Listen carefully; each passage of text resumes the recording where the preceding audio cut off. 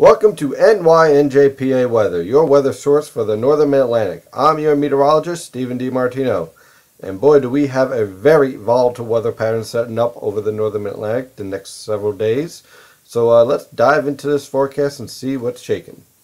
Okay, we're starting with the infrared satellite picture taken at about 7 a.m. this morning. And you can see there's plenty of cloud cover throughout the Northern Mid-Atlantic.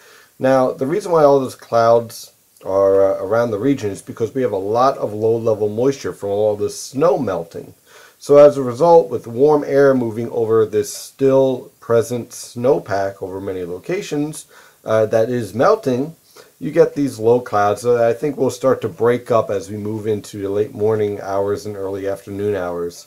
And then when that happens, watch out, because temperatures are going to rise really fast into the 50s, even some lower 60s in central and southern New Jersey. It's going to be a pretty nice day today.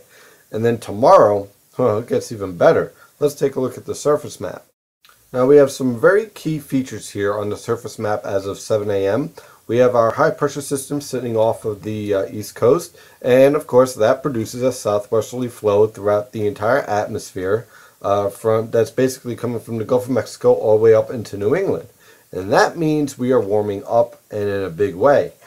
For today, again, generally temperatures in the 50s and 60s. Tomorrow, many locations could actually see 64, 65 degrees, especially in parts of central New Jersey, the Philadelphia metropolitan area, southwestern New Jersey, basically locations just away from the coast, because along the coast you're still going to have a little bit of a marine influence keeping temperatures down, especially if you're in Long Island. That wind is going to be coming right off the ocean, so you're going to miss out in the 60s, but you'll still reach the mid 50s, which still is pretty nice for late February. Does this last? Well, unfortunately no. We have a powerful cold front that is developing over the northern plains back through the Rockies, and that cold front has Arctic and polar air behind it. And when that cold front moves through on Friday night, look for a few scattered showers, because we're not really dealing with a moisture-packed storm. But the big change is going to be the temperatures. Temperatures are going to crash on Friday night, and by Saturday, temperatures are going to have a hard time breaking out of the 30s. Now, there's some question on how fast does this cold air build in. Right now, I'm going on the cold side, considering how powerful this Arctic air mass is over Canada. And when it reaches the East Coast, I'm looking for temperatures to basically hold steady on Saturday. So where you end up on Saturday morning, that's pretty much where you'll be on Saturday afternoon. So most locations I have in the mid to upper 30s for highs on Saturday.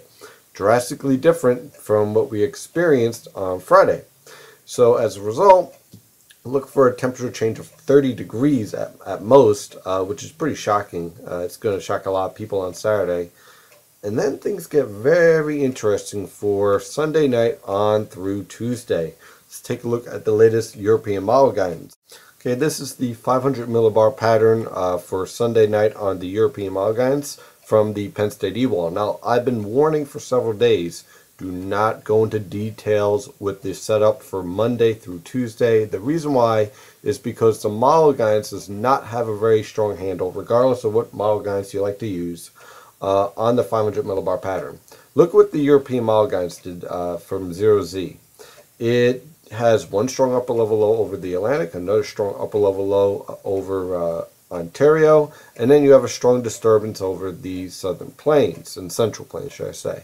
Now, one of these cannot exist. Now, the GFS model guidance and the Canadian model guidance puts more focus on the upper level low to the east of the Canadian Maritimes. The European model guidance puts a little bit more focus on the upper level low over the Hudson Bay and Ontario, and as a result you end up with two different types of storm tracks and different results and various disturbances in the pattern itself. The point is that we have to wait until Saturday, until all of this gets ironed out and we actually see which upper level low, which upper level disturbance is the most dominant disturbance in this pattern. Until we get to that point, everything's just pretty much a huge guess. You know, you can have people running around saying 2 to 4 inches of snow, no snow, rain. It doesn't matter until you get this part of the equation solved. And we really won't get that solved, I don't think, until Saturday morning, when the first piece of this equation, the Arctic cold front moves through, and the upper level disturbance behind this Arctic cold front is correctly forecasted. Until we get to that point, really it's pretty much a crapshoot with these models all over the place. For example, the GFS MOS changed by 10 degrees for the high temperature on Saturday, Sunday, Monday, and Tuesday. That's pretty drastic. Now, luckily, I haven't had to change that forecast because I've been staying cold, but you can see the volatility in this forecast. What do I think is going to happen? I think that there's going to be more strength and better focus on the upper level low to the eastern Canadian Maritimes, because you have a stronger thermal gradient in place between the Atlantic Ocean and this Arctic air mass. You have better support in the stratosphere for a stronger upper level low to eastern Canadian Maritimes. And quite frankly, physically, I don't like the idea of having this strong of an upper level low next to another upper level low this high in latitude. So I would lean more towards the GFS Canadian solution, but that doesn't mean you take it verbatim. Now let's move a little bit forward in time at 500 millibars on Monday night. And you can see what the European model guidance is doing. It drastically weakens the upper level low into just an open trough to the eastern Canadian Maritimes. You kind of have this convoluted ridge trying to pop up into Greenland, and you have a very powerful upper level low over New England that of course leads to a low pressure track cutting from the Ohio Valley into New England, which leads to mostly rain for the northern mid-Atlantic. And when we look at the surface, you can see this is going back to Sunday now. You can see where we start out. Now, all model guidance agrees that there's going to be this stationary Arctic boundary setting up between southern New Jersey and Virginia. It goes back to the Central Plains and the Mississippi River Valley, and you have this wave of low pressure develop.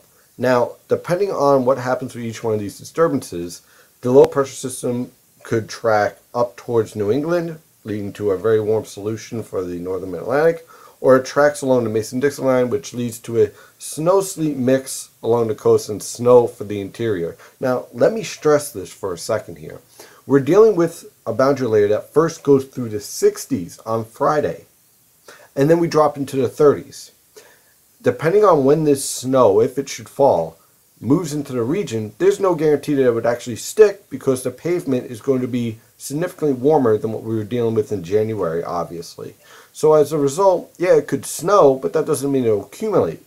And even if it does accumulate, it's going to be a very wet snow, and the low pressure system is moving very quickly. This is not a case where you have a very powerful low pressure system with a lot of moisture and heavy snow. I've heard some people bring up the President's Day storm. No, it's nothing like that. What we're looking for is a light to moderate snowfall that's going to be difficult to accumulate, especially if it starts in the mid-morning hours. So this is not a major snow event. Looks more like a nuisance to me at this time. And there's even a chance that it could be suppressed so far to the south, depending on how strong this upper level low is over the Canadian Maritimes, that it actually misses everybody. And pretty much the only thing you get is a little bit of rain, snow on Monday, and then dry conditions on Tuesday. So pretty much everything's on the table. We're going to have to keep an eye on exactly how this storm develops and where it moves. But again, this does not look like a major storm event. It looks more like a nuisance here with our temperatures. The big story is the temperatures just bouncing all over the place, 60s down to 30s, and then we warm up again. Let's take a look at that. And so by the end of next week, you can see we have a huge trough developing over the west, which leads to a ridge in the east. Our negative NAO pattern is already losing support. It shifts to the north and the east, and as a result, we get very warm again. So we continue to move into this very cold and warm pattern, and in between that, we get these storms that can produce rain or snow depending on the track. So clearly we are in a very active and volatile pattern. Thank you for trusting in NYNJPA Weather as your weather source for the northern mid-Atlantic. I'm your meteorologist, Steven DiMartino. Have a great day.